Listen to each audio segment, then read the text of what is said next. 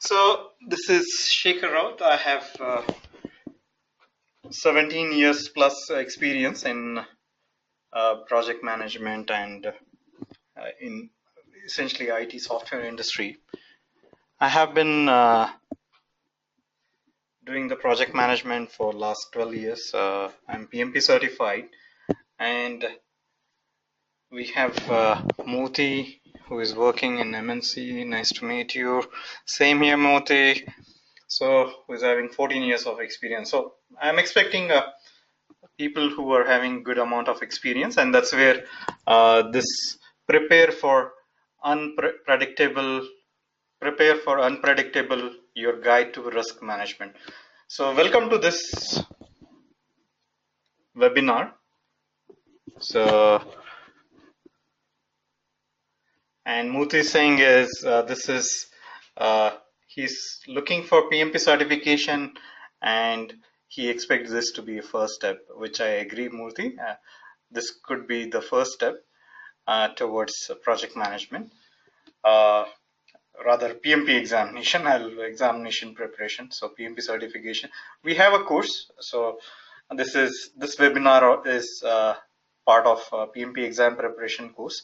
So details of which are available at www.edureka.co/PMP. So this is in front of you. I'm just reading it. All right. So let's get started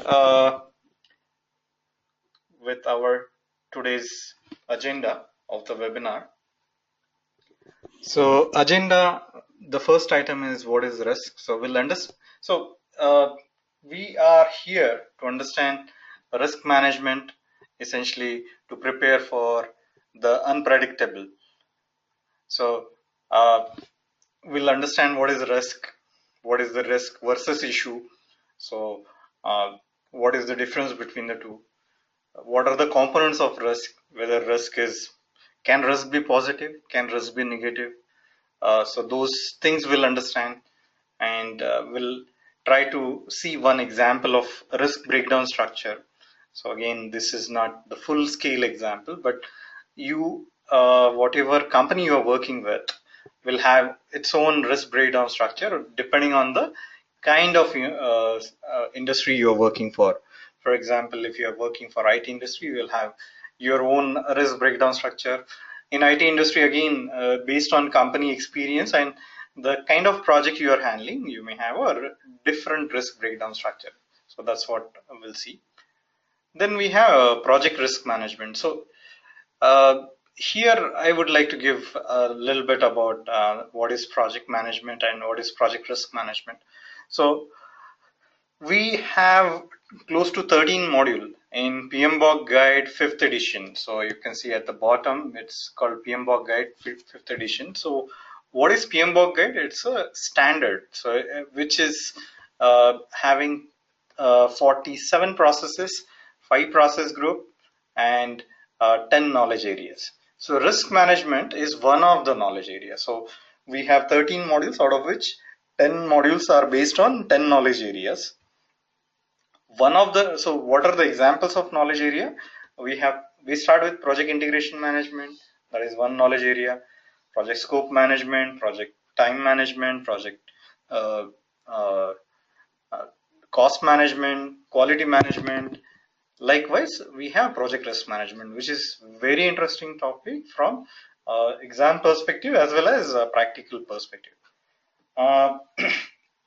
From my own experience, what I can tell you is I have, as a project manager, if you can manage the risk well on your project, you are well on a task. What is the reason?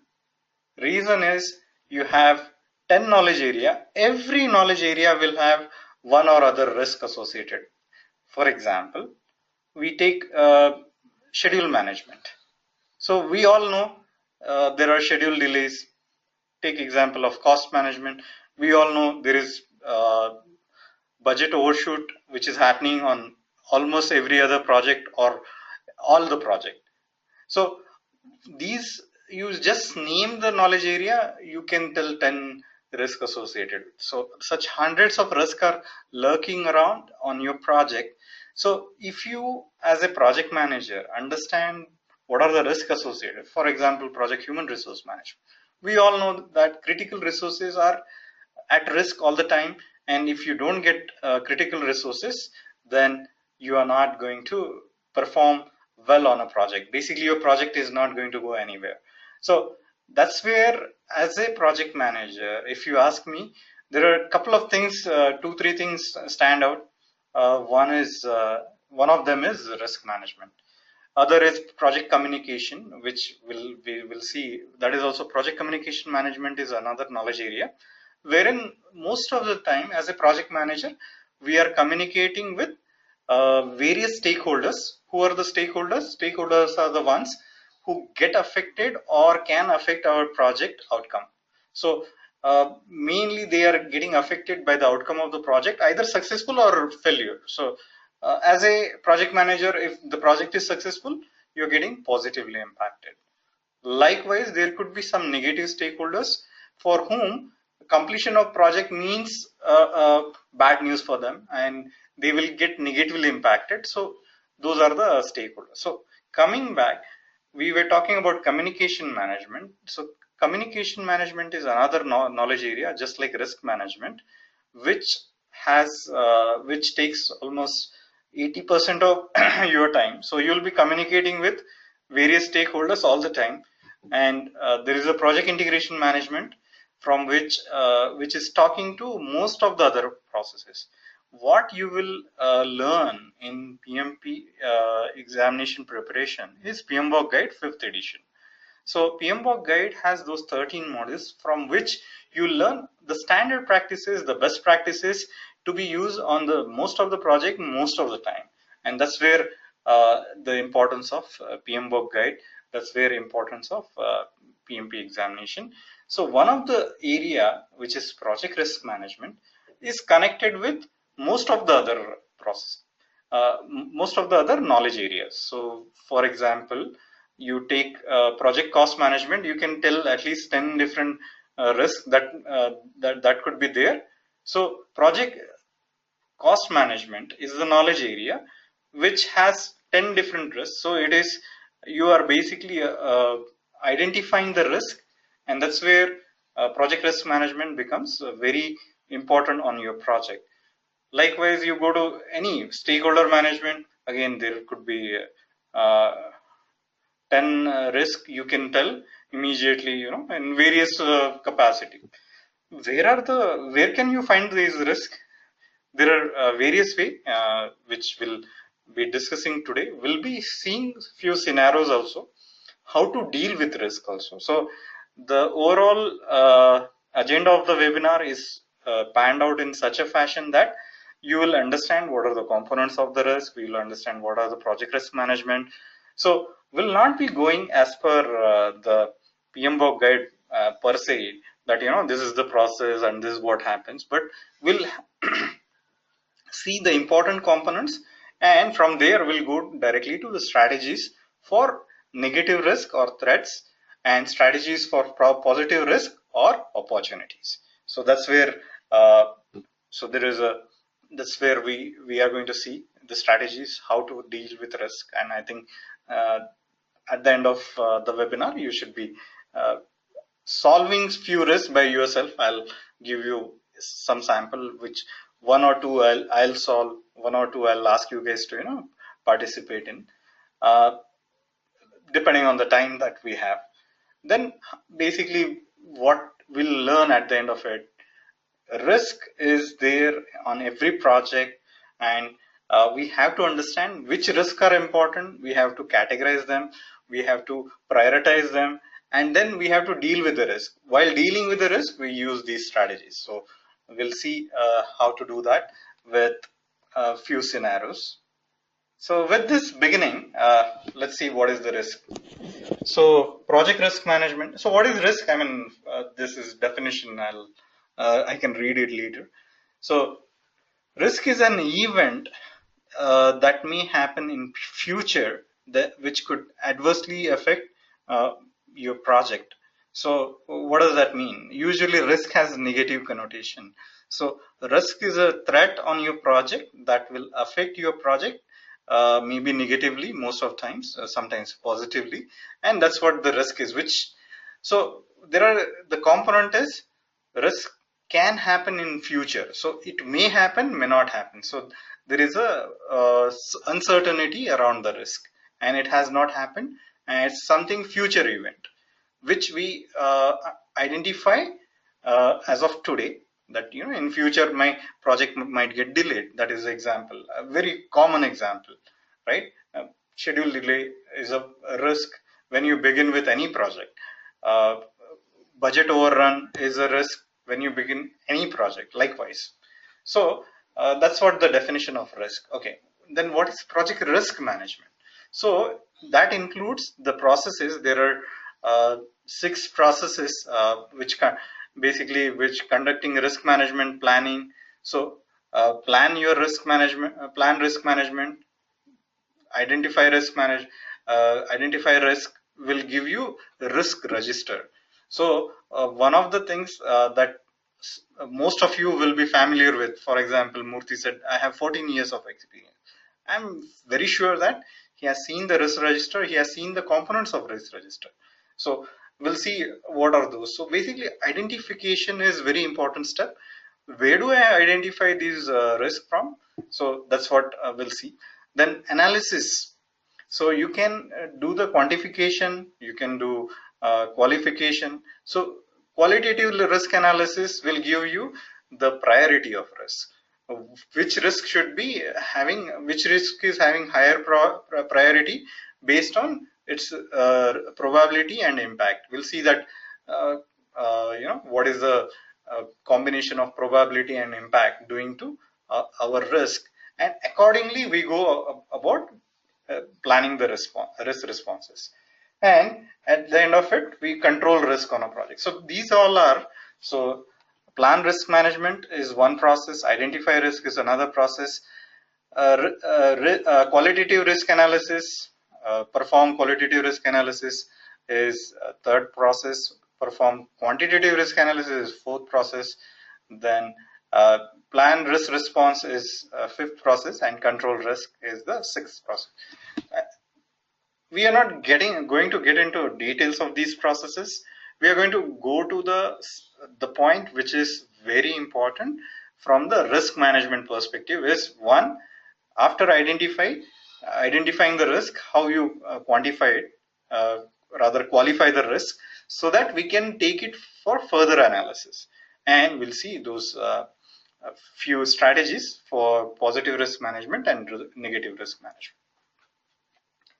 So the objective of project risk management is to increase the likelihood and impact of positive events. So what we are learning here is risk can be of two types. Risk can be positive, risk can be negative. So positive risk is essentially opportunities, negative risk is your threat. So if there is an opportunity, we want to increase the likelihood and impact of that opportunity or positive event.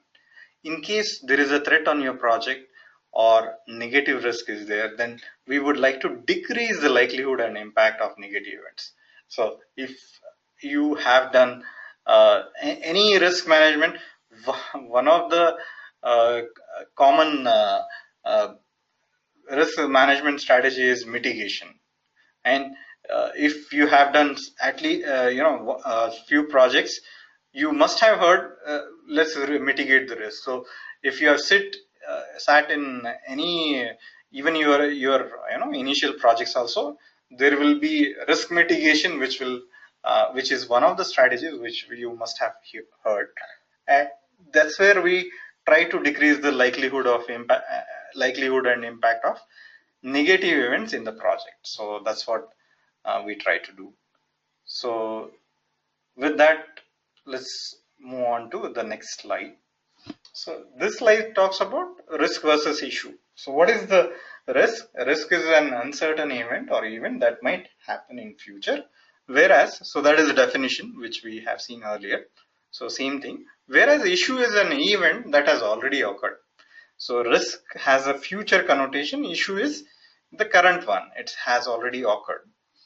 So once risk is identified, its impact should be analyzed, the response plan should be prepared. Whereas in case of issue, again, impact of issue is to be analyzed. The same should be resolved or escalated. So here you are preparing a response plan doesn't mean that you will you need to start responding in a for a risk unless until you see some triggers for that. You don't have to implement or start uh, putting the resources for that immediately, whereas in case of issue it is already happened. So there is that needs to be resolved, that needs to be escalated as appropriately, and basically needs to be taken care of, right? So in case of risk, what we are doing is we are trying to minimize the probability of risk occurring on your project. So if there is a schedule delay because of uh, less number of resources on your project, you put more number of you hire more number of resources on your project. So again, there will be some kind of what I would say uh, uh, balance between how many resources you can, again your cost will increase. So all knowledge areas that we talk about, they impact each other. So risk management in turn impact other knowledge areas like scope, project scope management, project cost management, project schedule management. In turn, those knowledge areas also impact risk management. So we need to identify, once risk is identified, what we need to do is we need to analyze the risk further and basically come out with a risk response plan. And that's what we are going to see today.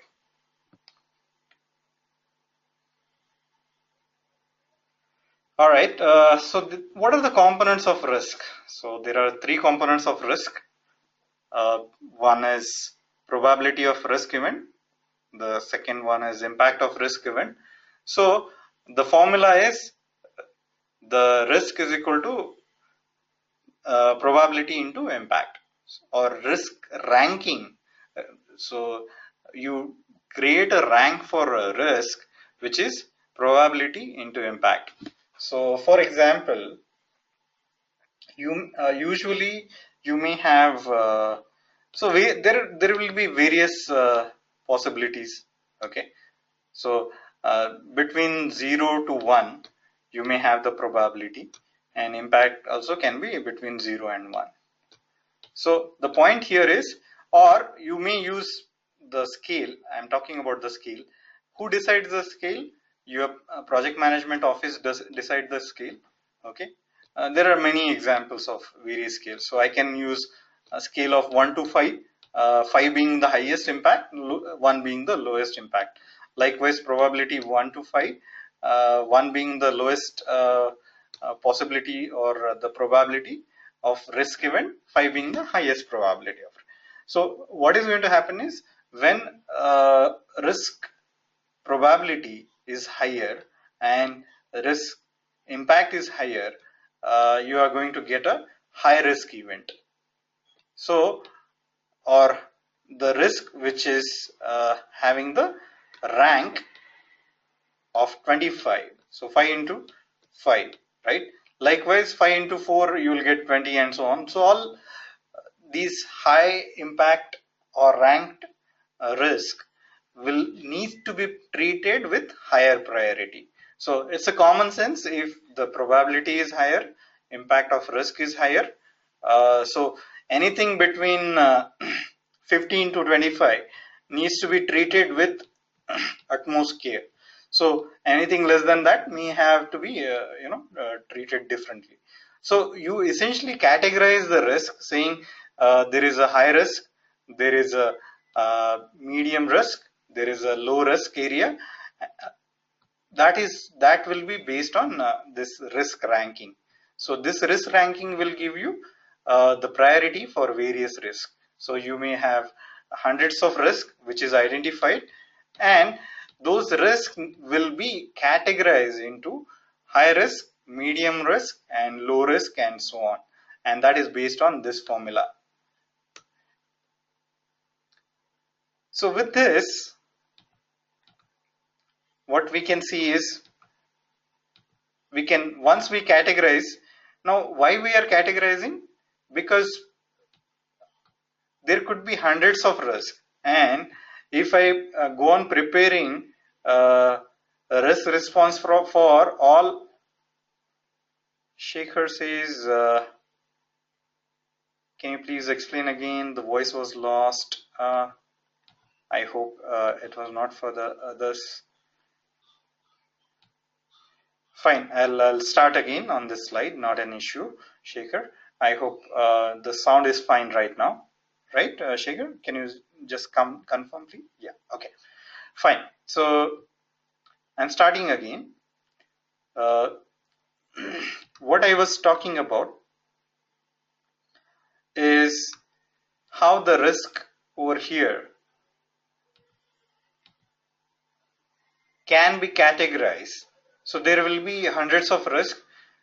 We need to find out which risk is to be taken for further analysis, and that's where this component of risk is considered.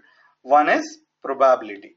So probability of a risk event is as the name suggests, what is the likelihood of that risk event that may happen. So you may take it as 0 to 1, okay, range of 0 to 1, but a lot of times it is seen as people put 1 to 5, 1 being the lowest probability, 5 being the highest probability. It's just a number, a numerical representation, which is done by usually by your project management office, okay, and impact is also between 1 to 5.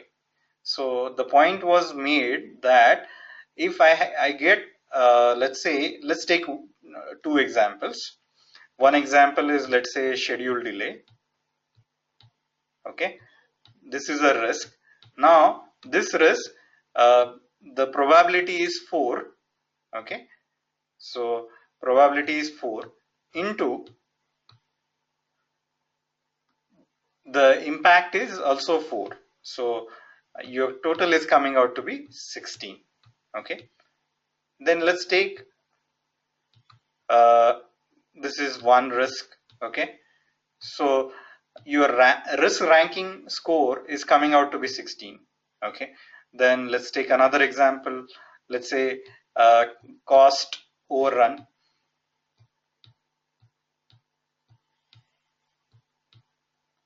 So cost overrun is a second risk that we have on our project. Let's say risk impact is 5.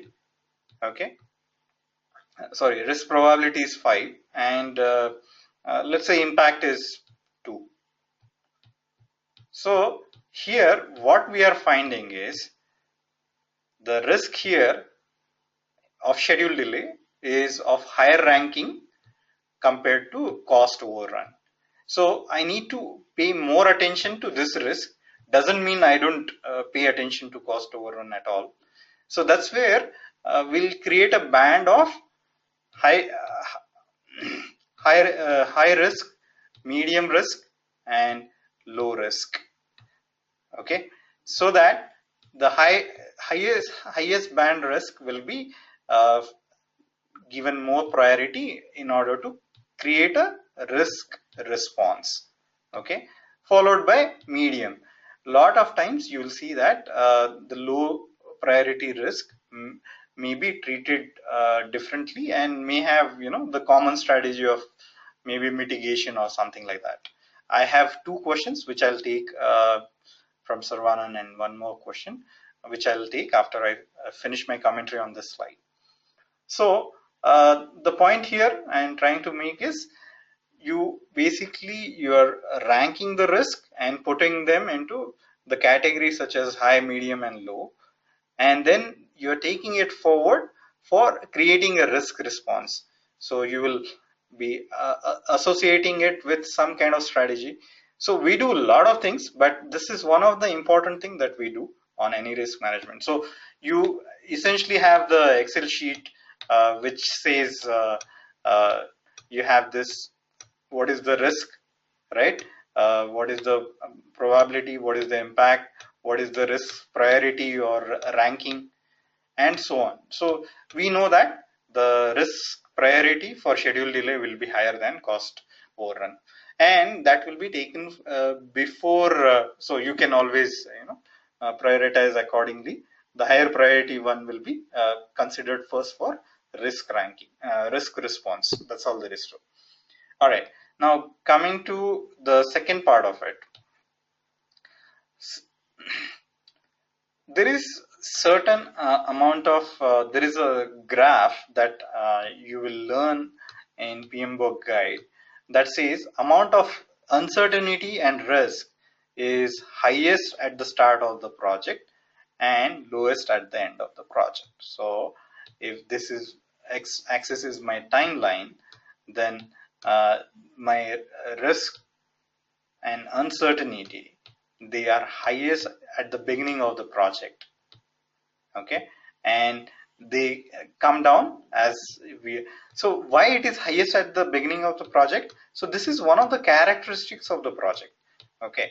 So why it is highest? Because what happens is at the beginning of the project we don't have a lot of details. They needs to be extrapolated, they needs to be dig out, then they needs to be brainstorming and a lot of processes that we follow, from which we get more information. Risk and uncertainty comes down as we start implementing a lot of things. Then also we come to know more and more details.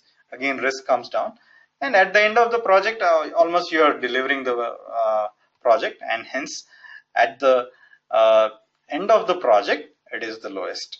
It is highest at the start of the project. All right, so that's what is depicted over here also. Now coming to the questions in the question box, there is a first question which is from Mr. Vijay Kumar. So Vijay has a question: what if there is a medium risk in immediate future versus high risk but in far future? Which should be on higher rank and which should be treated first? This is a good question, Vijay. So there is something called so this factor anyway was not a topic of this slide, but since you are asking, Vijay, so usually even there could be a low risk with immediate which is uh, which is going to happen in immediate future compared to high risk which is going to happen in far future. So in that case we are going to treat even that low risk with higher priority. So so it varies from the way. One of the factor that we consider is probability and impact. The another factor is what you said is nearness of that event. The few If the future is very near for the risk that is going to happen, then the uh, risk ranking for that event may be higher, okay, or lower. The which is going to happen in immediate future may be ranking may be lower, but applying the criteria of nearness, its priority might change. So ranking is high, okay, based on your probability and impact, right? uh, these are the two things we saw, right? You have probability into impact, you got a ranking, right?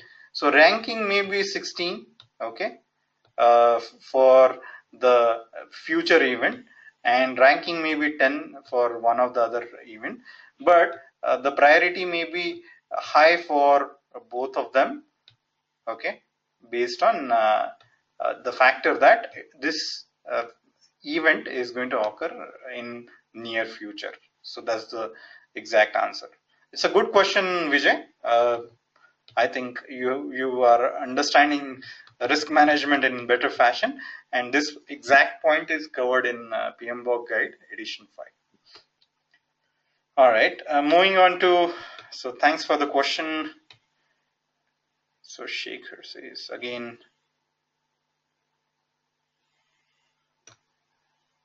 so then second question is from Sarvanan. Shekhar can't hear again. If Shekhar, maybe you may need to log out and log in back again. I'm not sure. Because if you are not able to hear it properly, maybe your session is not created properly. So maybe you can try logging out and logging in again. Sorry about that. Coming to the question from Sarvanan, I have a clarification. In our PMO office, for the risk calculation, we also include level of control for calculating risk severity. So please clarify if level of control need to be considered or it is already considered in impact or probability. All right, that's a good question. Uh, if your PMO has included this risk severity, right? So severity of risk is basically nothing but impact of the risk, right? How severe is the risk? That is, what is the impact of the risk? So if impact is high, severity will be high. If impact is low, severity will be low. Okay, so your risk severity, which is your PMO office talking about, uh, uh, is basically level of control for calculating risk. So if you are consider, so what it is talking about is the probability and impact. So when you create the impact related what I will say, the numbers, or basically when you're creating a chart of which risk will be high impact, why it will be high impact, and that's where when you attend the full webinar, full session on project risk management, which is I believe will take around 3 to 4 hours. There, all these things will be explained in more detail. But to answer in short, uh, yes, it needs to be considered, and it needs to be explained. It becomes a part of definition, how you are defining the impact. So that's what the answer, Sarvanan, to your question. So Shekhar, okay, Shekhar, I'll come to Shekhar's question later. Uh, we have question from Mohit. Mohit says, how to decide or calculate the probability of a risk event and its impact? Is it based on observation, or is it we calculate it on certain basis? And what are all types of risks does the project can have? So we are going to see, Mohit, the types of risk. So that is risk breakdown structure. So to answer in at high level, we can have project management risk, we can have marketing risk, we can have operations risk, we can have you can categorize risk on technical risk and external risk, internal risk. You can categorize those risks. So those are the high level of type of risk, and then you can go down and come out with various risks, which we'll see anyway. So that is going to get answered in detail. So your first question is very important, and I think I saw the question from Shekhar, which is also similar. So basically, what Mohit and Shekhar are asking: do we have definition of these ranking, probability, and impact? Okay, can so that's what basically Shekhar and Mohit are asking. So I have something which I can show. Uh, So maybe, all right, let me do it like this. All right. So this is kind of risk register that we create. Okay. So what I wanted to show in here was this.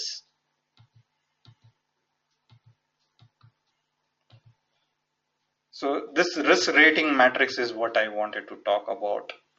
Okay. So again, this is just for illustration purpose. So your company will have your own stuff, and few things may change here and there. Okay, but more or less, this is the way you create the risk rating matrix. So here you essentially create a definition that almost certain, which is so the definition will go something like this, wherein you'll say, okay, when I'll call rating as 5. If it is expected to happen, will certainly happen this fiscal year or during the 3-year period of the service plan. So there is a probability of 80 to 100%. So that time I'll be giving those 5 rating. Okay, most likely is 4. We expect it to happen. So 61% to 79%. So these rating are dependent on what is the likelihood of probability. So is it 0 to 10%? Is it 11? So again, these are the definition for the rating. So this is probability rating. Then the consequences or impact rating is basically again a major problem for which there is no recovery, significant damage to uh, you know uh, to your project, complete loss of ability to deliver a critical functionality, we can say, or program. So that's where you give various rating: major, moderate, minor, insignificant, and that's how you define. So I believe the definition is clear, and then you can come out with the risk rating matrix, in which case you have the low zone. Between 0 to 5 is low, 6 to 10 is medium, 12. Again, this is for illustration purpose. Each one of you will, in your organization, the PMO will select one risk rating matrix over the other. So that's what it is. Yeah. So I hope that clarifies, Shekhar and Mohit. It was a good question. Thanks, Shekhar. Thanks, Mohit. All right. So coming back, yeah, thanks for the question. So let's continue with the next slide. So next slide is talking about risk breakdown structure. So risk breakdown, if you see the risk breakdown structure, risk can be technical, risk can be external, it can be organizational, it can be so internal, basically project management related. In technical, it can be, again, category could be requirements, can be technology, can be complexity and interfaces, quality, etc. In case of external, it can be contractors and suppliers, market, customer, weather. In case of organizational, it could be internal project dependencies, resources that is there in your organization, the funding, the prioritization, then project management, estimating could be a risk, planning could be a risk, controlling could be a risk. I mean, all the knowledge area, as I said, that there are 10 knowledge areas. In 10 knowledge area, there could be 10 risks. So basically, this risk breakdown structure that is in front of you, just a basic. It's a basic one. It's not a complete one, but it gives you idea what goes into your risk breakdown structure. So basically, risk breakdown structure lists the categories and subcategories within which risk may arise for a typical project. So different RBSs will be appropriate for different types of project and different types of organization, and I'll say different types of industry. So one benefit of this approach is to remind participants in risk identification exercise of the many sources from which risk may arise. So when you are a project manager and you sit for identifying the risk, so when you have RBS, you can get into the more details and then identify the risk for your project. Some may be applicable, so for example, regulatory may not be applicable to your project based on what information you have as of today. So risk management is continuous process. It may happen that over a period of time, the regulatory risk might come in, and you may have to consider, so you keep on identifying the risk or finding the new and newer risk over the period of time of project. So, but initial identification is very important, and that's where your lessons learned come into effect, your historical information in your organization, and other things like risk management expert can help you in that. So one benefit of this approach is basically that's what we have already seen that. So moving on. So identification of risk. So risk can be So there was one question from Vikas. So he was asking whether risk can be positive or risk can be negative. So, so Vikas, yes, risk can be positive, risk can be negative. Uh, the positive risk is called as opportunity. Negative risk is called as threat. So, as you said correctly, it can be both. Okay. Now coming to identify risk, this is the process where the team identifies as many risks as possible that may affect the project from various project artifacts. There are basically two categories of risk. One is pure risk. These risks have only negative outcomes, and business risk, which can be both positive and negative outcome. So pure risk is that is the main connotation or understanding from risk management perspective. When we say risk management, usually that's what we mean. But in case of business, there could be both positive outcomes and negative risk. So positive risk is nothing but opportunity. Negative risk is your threat to your project. So both needs to be identified, both needs to be looked into, both needs to be tracked, both needs to be controlled and managed. And that's what we do in project risk management. So participants of risk identification activity includes project manager, team members, risk management team, customers, SME, subject matter experts, end users, and other project management experts. It is an iterative process as new risks can come up as the project progresses. So I was saying, as the project progresses, we keep on looking for new risks if they have come up, and that's what the importance of risk management throughout your project life cycle. So again, the same thing. Let's take example of pure risk, only negative outcome. I think I have already given example. Your schedule delay, your uh, uh, critical resource not being available, uh, needs to hire from market.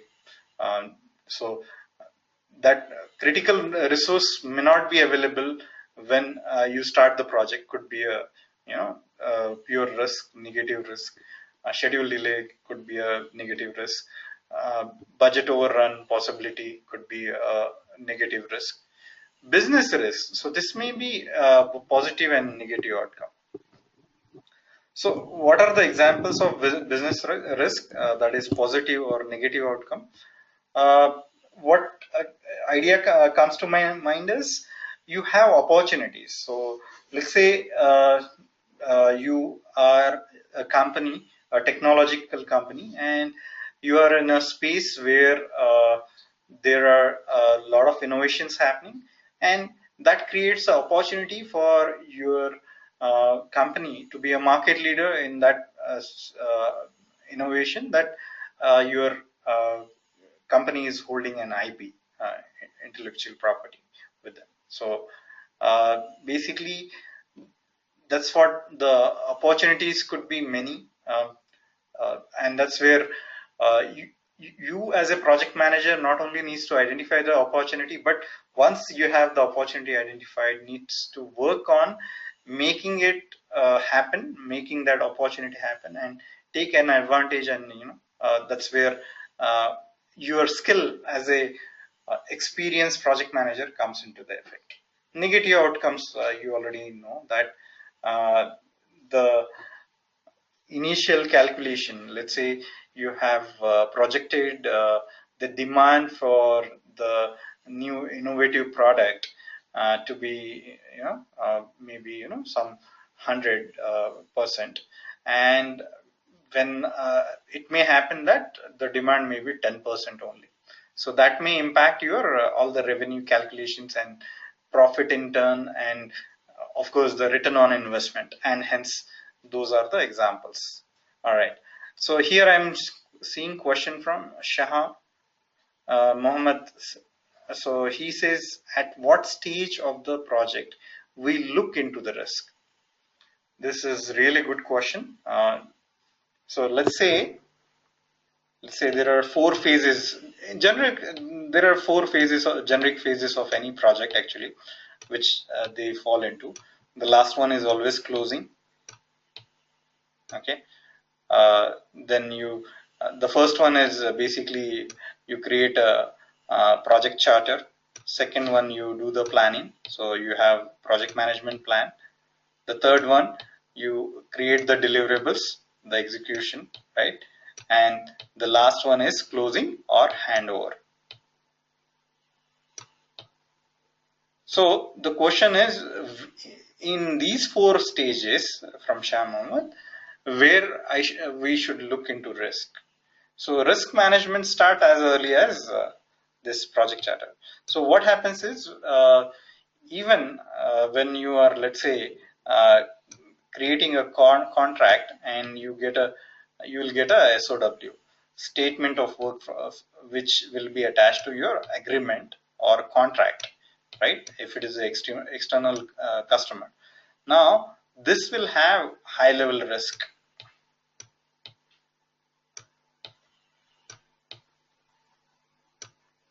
So this high level risk is there even before you begin the project. So risk management starts as soon as the project starts, right? So once the contract is awarded to you, this high level risk is the beginning point for you to start with the risk identification. So here project charter also carries again high level risk, but as you go into detail and when you're doing the project management plan, you create a risk management plan. So risk management plan will tell you how to go about identifying the risk, qualifying the risk, quantifying the risk, uh, uh, creating risk response, and controlling the risk. So all stages throughout, basically mainly in planning, you will go in detail and create the or identify the risk, and that's what you do. But throughout the project lifecycle, as we have seen in earlier slide, basically you will be creating, uh, yeah, here itself the line is there, as the new risk appear. So even during monitoring and basically executing process group, and even while closing also, you might see uh, if any risk is coming up. But as we have seen in the characteristics, in the beginning the risk there is risk and uncertainty is high, and at the end of the project it goes down to zero. So you can expect more risk management during planning phase, and some in executing phase. It comes down when you go towards closing phase. So that's the little long answer. It's a good question. So that's about it. So we have one more question. Let's say that a critical resource like an architect. So this is from Vijay Kumar. He says, let's say that critical resource like an architect who needs to design the system is not available in the beginning of the project. Okay. In that case, will the situation be a risk or be considered as issue because it has already occurred? Also, what would be the best approach to manage this risk? All right. So, Vijay, as you said correctly, the critical resource like an architect who needs to design is not available at the beginning in the beginning of the project. That's fine.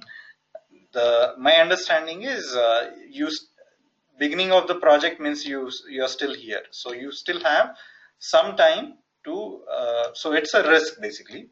Okay, it's not an issue because that's, as a project manager, you will see and you will learn when you get into PMP exam preparation, that as a project manager it is one of your important tasks to get the critical resources on board your project, and that's where it's important. Okay, so the first thing, it is a risk that we are talking about because still architecture will not get created. Okay, it will be done during the planning phase, and you are in the beginning phase, the first phase itself, where you have a project charter basically.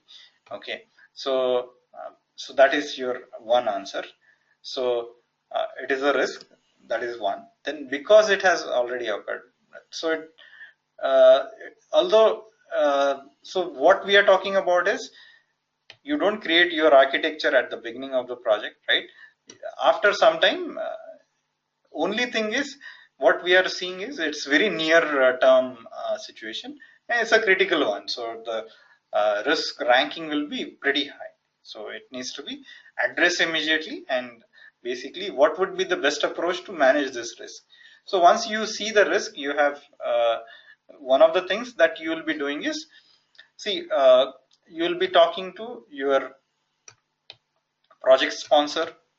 Okay, so when I say project sponsor, it can be your program manager, it can be your portfolio manager, it can be your PMO, it can be any senior management team members, okay, who can be part of project sponsor. So project sponsor is a term which can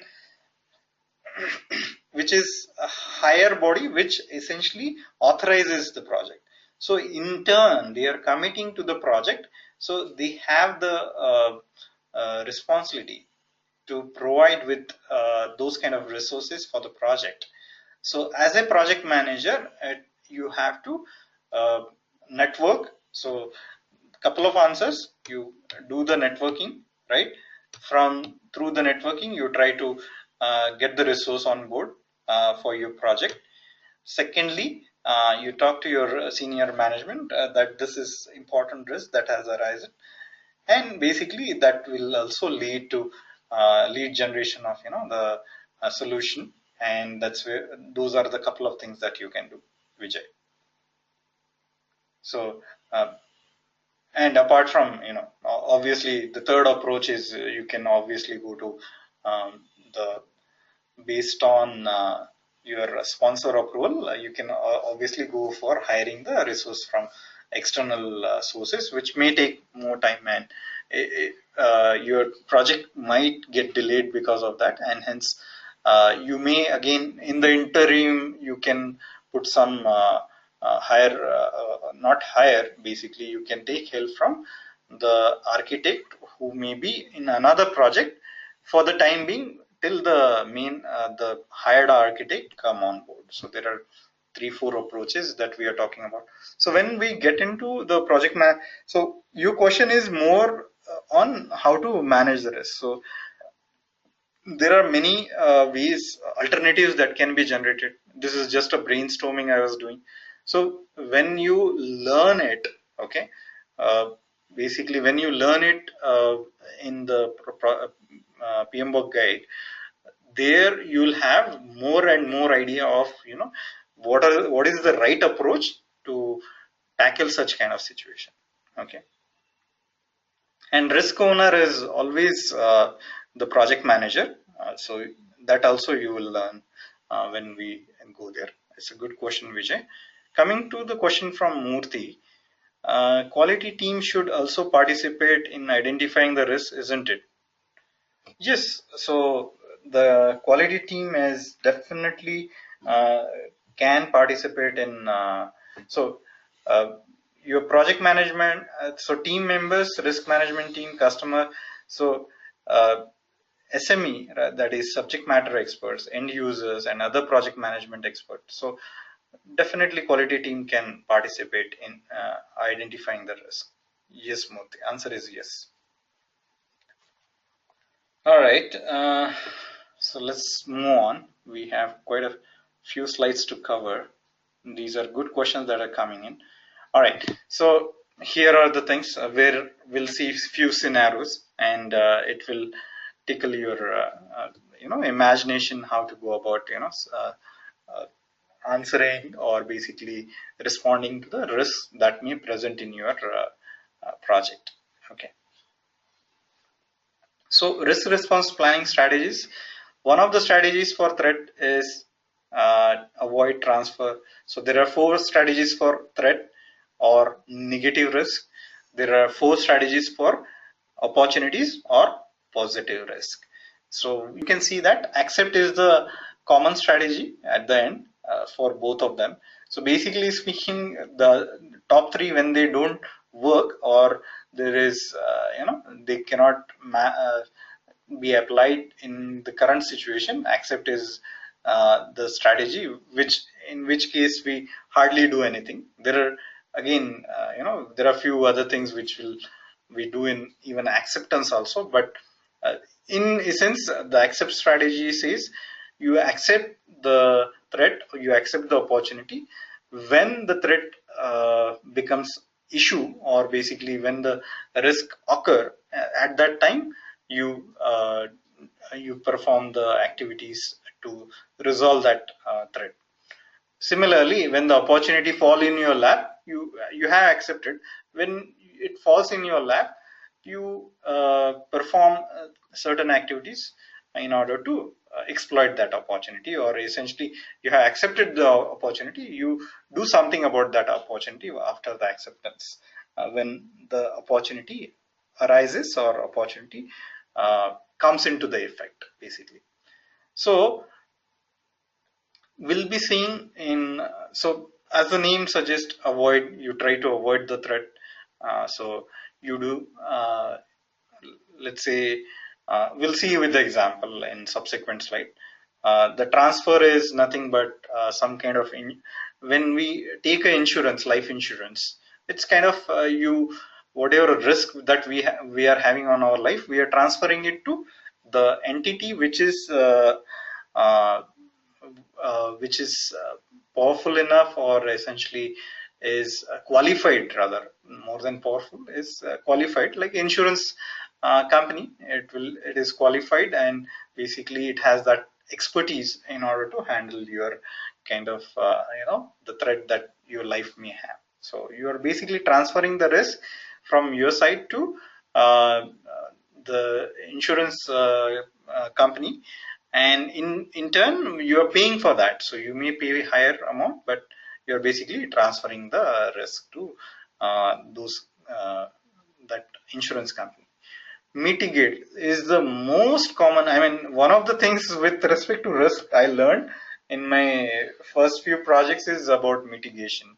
So any risk comes, uh, I remember seeing one of the uh, risk register, which always said for all the risk, mitigate is the strategy. So what does it mean is basically you're trying to reduce the both probability as well as impact of occurring uh, probability of occurring event. You try to reduce that probability, as well as you try to reduce the impact of that risk on your project, and that's where mitigate strategy is there. So we'll see the with example in subsequent slide. Strategies for opportunities, you can exploit. So as the name suggests, you will exploit the opportunities. So maybe you will put more resources and and so on in order to exploit the opportunities, in order to ensure that the risks do happen, and essentially you take advantage of that opportunity, that positive risks do happen, and you take advantage of that positive opportunity. Then sharing opportunities is something like you may have technical expertise and you may not have the marketing arm. In that case, you may join hands with another company. So you are sharing that opportunity with the another company, and essentially, in turn, you are getting the benefit of the opportunity. So enhance is basically similar stuff, wherein you try to enhance, which is kind of opposite of mitigate. Exactly, mitigate you try to reduce, enhance you try to increase both probability and impact. We'll see with examples. So the last one is accept, which we already talked about. So what are the common guiding principles for risk response strategies for both threat as well as opportunities? One is they should be done timely. So risk management should be done in time. So should be able to identify the risk. Uh, from time to time. So it's not like one-time activity. You do it at the beginning of the project and forget it. It's not that. You have to identify, you have to see if any risk is becoming, the probability, or essentially high probability turning into the event, which may impact your project. So that's what timely. So from time to time, throughout the project life cycle, you have to look into the risk management all the time. Effort should be appropriate to severity. So that's what we were talking about. The uh, priority will be given to the risk which are of high severity, which is proportionate to your impact. Then one response can address multiple risks. So there could be example of one response can address multiple risks. So let's say you are you are likely to get over budget and delay in schedule. So your response may be cut down on the, let's say, um, the scope of the project. So when you cut down on the scope of the project, obviously your schedule, the risk to the schedule as well as risk to your budget, both will be taken care of.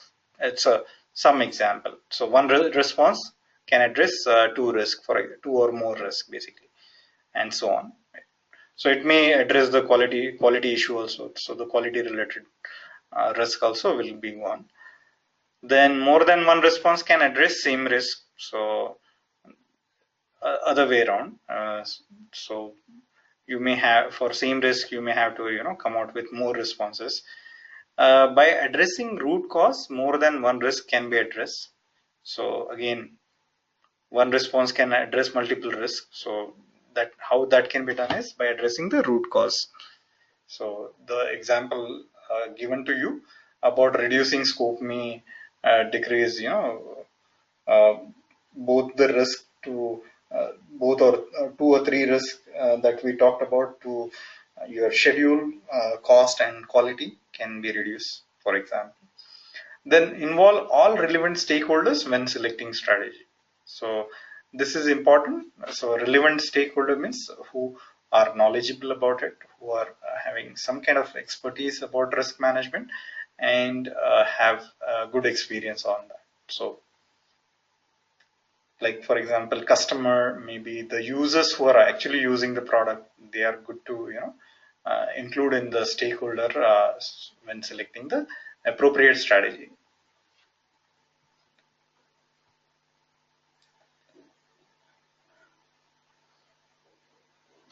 So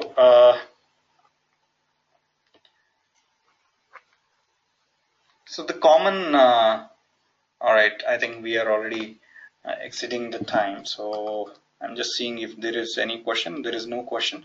So I'm just going to go to the next slide. So acceptance we have already. So there is a passive acceptance and active acceptance. We'll see that later. Okay, this is what I would like you guys to put a effort on is this one.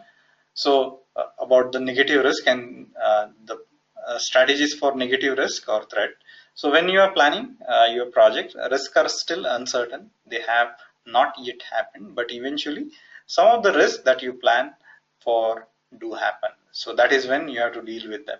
So basically you have to, are you going to wait till that to happen? No, you are going to create a risk response plan. For that, you are going to use these strategies. So four basic ways to handle. Avoid. The best thing that you can do with a risk is avoid it. So if you can prevent it from happening, it definitely will not hurt your project. Transfer.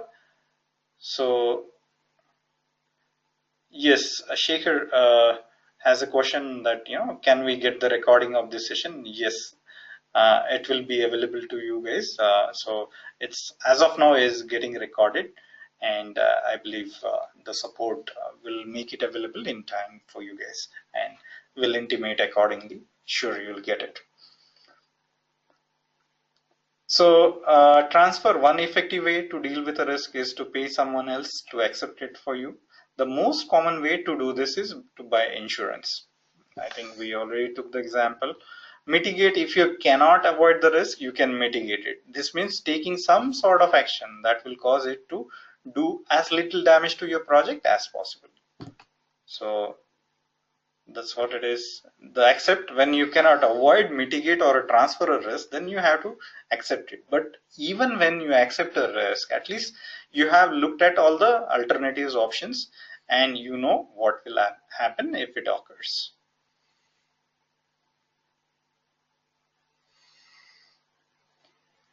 Now, strategies for positive risk or opportunities. So positive risk is not threat, it is opportunity. So as stressed throughout the chapter, we haven't gone through the full chapter actually. There is a lot of material that I have cut short in order to come to the point wherein you can, understand the strategies that we are putting in. So strategies for a positive risk or opportunity is that risk can be both positive or negative. Where positive risks are concerned, the project manager wants to take step to make them more likely. So exploit, this is when you do everything you can to make sure that you take advantage of an opportunity. You could assign your best resources to the project, or you could allocate more than enough funds to be sure to get the most out of it.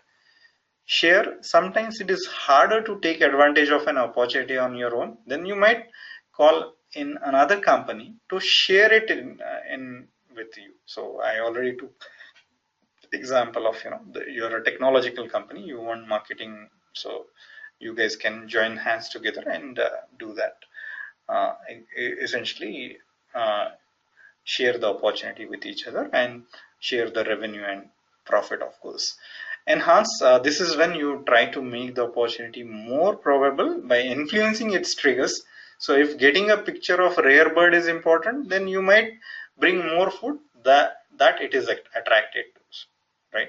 Except just like a negative risk, sometimes an opportunity just falls in your lap. The best thing to do is accept it. So basically you're not going to do any risk response plan for that. Accept is usually you will deal with the that opportunity when it arrives. Till that point you don't have any alternatives that we have discussed earlier. So let's see a couple of examples. We have few examples, but we'll looking at the timelines, we'll see a couple of them, and then we'll open it for question and answer, which I believe you guys are already asking and we are answering, and that's the way I prefer also. So let me take a simple one. So this flooding could cause a serious damage to your equipment. So you buy an insurance policy that covers damage. So what is it going to be? So the scenario is, so you buy an insurance. So whenever you buy an insurance, exactly, Vijay is right on the money. You have transferred the risk. No, we haven't avoided, Shekhar. We have transferred. So risk of flooding still can cause serious damage, but you have transferred the risk to more what I'll say efficient body, which is essentially an insurance company. So you are buying an insurance company. So in case of damage, it gets covered for you. So that's a transfer. So Vijay was on time, on the money. He immediately answered it correctly. Then let's say, okay, let me take an example from the next slide.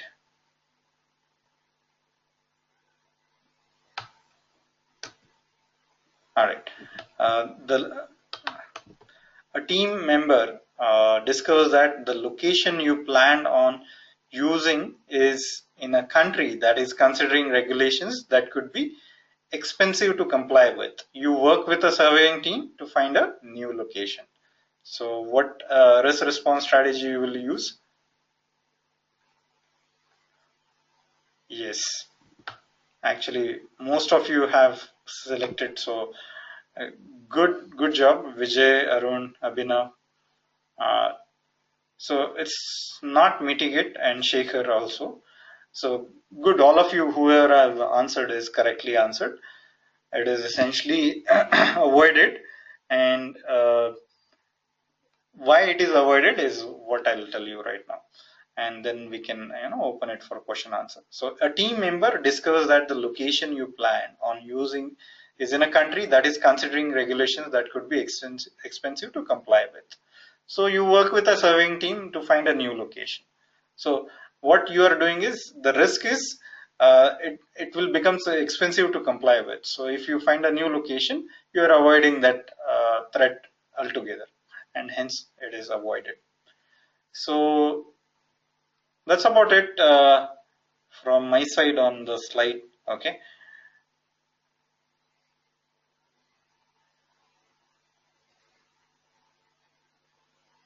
Yeah, we have not yet come to hence avoided. Yeah. Yes, Shekhar, your commentary is right. So Shekhar says we have not yet come to a situation as the project has not started, hence avoided. Correct. All right. So now this is open for question and answer session.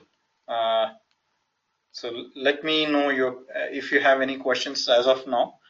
Uh, Thanks for listening into me. Meanwhile, uh, Vijay Kumar says, "Can you share one practical example of exploit?" Sure. So let's take one example. So here, this is when you do everything you can to make sure that you take advantage of an opportunity. You could assign your best resources to the project. Okay. Uh, Shekhar has no question. I'm answering question from Vijay, who says, "Can you share?" So he want one practical example of exploit, or you could allocate more than enough funds. I mean, here itself you have the practical example. But let me, I mean, this is what I'll say theoretical example. So practical example, in case of opportunity is, let's say, your company has IP for state of the art product that you have developed. Okay. And there you would like to, you have opportunity because it's uncharted territory, and basically it's a, you are you will be the first to launch the product or service, and in that case, and here you want to exploit that opportunity. So in order to exploit that kind of opportunity, what we need to do is to put the best of your resources onto your project, right? That way you will be able to exploit. uh, Basically, just like avoid, you are trying to exploit means you could even provide best of the funds. So basically you provide all the important resources in order to exploit the opportunity. So you may uh, fund it properly. Maybe you will keep a good amount of fund for the project. You will keep best resources in your organization. That way you will be exploiting the opportunity. Or you may hire the team which is best for launching such kind of products, and that way you will try to explore. So that is an example I can give you, Vijay, in order to exploit or strategy for exploiting the opportunity. uh, Murthy has a question.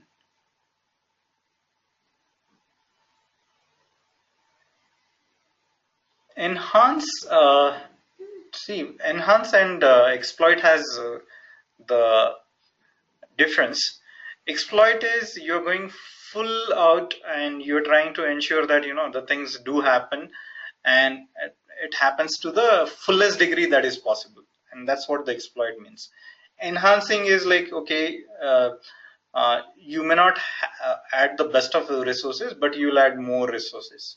So the degree is different. Exploit and enhance has some similarity.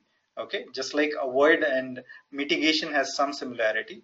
So avoid is like you are ensuring that it is avoided, whereas mitigation is you're trying to make the impact lesser and lesser. So in case of enhance, you're trying to increase the impact as much. So let's say, so exploit is kind of 100%, if I can put in percentage. So let's say my market that I have identified is of, let's say, 100%, and it is, let's say, uh, $200 billion. Okay, so I want to ensure all those $200 billion is, uh, you know, revenue gets generated, and for that, the kind of effort I do is basically exploiting it. So that's where I'll be putting, uh, the full best resources onto the project, and basically give all the funds that is possible. Basically, I will be supporting that project to the hilt, uh, and ensure that the opportunity is exploited. Whereas enhancing is like, I may not be able to put the best of the resources, but I'll be able to put more resources. I may not be able to give 100% of the fund, but I may be able to give, some 40%, 50%. So I'm trying to enhance. So my 200 billion opportunity I might be able to generate 100 billion of, you know, uh, so that's the difference between the two. I hope you understand the difference between exploit and enhance, Vijay. All right. Murthy's question, coming to Murthy's question, can you guide? Thanks, Vijay. It was really good question. Murthy's question is, can you guide for PMP certification? Best for path for certification, duration required for prepare, before repair, and hope it's not out of box question. It's not out of box actually. I usually do cover it in, other. So let me pull it out. Shouldn't be problem. All right, we have it. So, so this is the slide which talks about everything. So let me put it up for everyone. All right. So the question is, how can we do the preparation in this busy time? So Shekhar, as well as Murthy, has a question, which is essentially, so one of the things that you do, and this is the complete slide. So first, become a PMI member. Then once you become a PMI member, you will get a PMBOK guide version edition 5. Then you attend the PMP exam preparation training, that is by which is online virtual training by Edureka. It is given, right? Then you start preparing various modules. Meanwhile, you can submit the application within which takes 1 to 3 weeks. So application and audit. So at times it may go for audit, which for which Edureka provides you this assistance in both applying as well as audit. So once it is approved, you can schedule the exam based on the level of preparation. So this is just a you haven't completed, I will say, the complete. You haven't completed essentially your study. Also, you are still studying. Okay, you haven't tried any exams also, but you can still schedule, because based on the overall duration, we it comes out to be 6 to 8 weeks, so which is ideal time gap between training and exam. So once you finish the training, this is what is going to happen. So you have finished the training, you started training. At the end of the training, you apply, you take assistance from Edureka, you schedule exam, and then you continue studying for 2 to 3 weeks. You get a again personalized guidance by SME from Edureka, and you continue studying, give mock test and so on, which is again provided by Edureka 1000 mock questions, and essentially you be relaxed on T-1 day and take the exam and clear it. So that's the usual plan of 6 to 8 weeks. So I hope that answers your question, Murthy, and also Shekhar. Cost, I believe there are always some. So cost wise, so let me check. Please contact these sales at edureka.co. So there are always some kind of discounts that goes on. So you can visit www.edureka.co.pmp. You will get the cost also. Okay. Well, it keeps on changing, Shaker. So if you insist, I can always go to uh,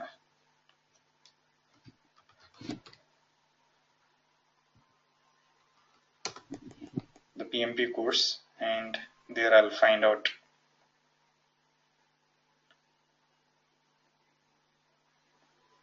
So this is the cost, around 14K, 13,995. So you can check about the discounts and other things that are available. So I hope, Shaker, that answers your question. All right. So thank you guys for listening into me. That's about it.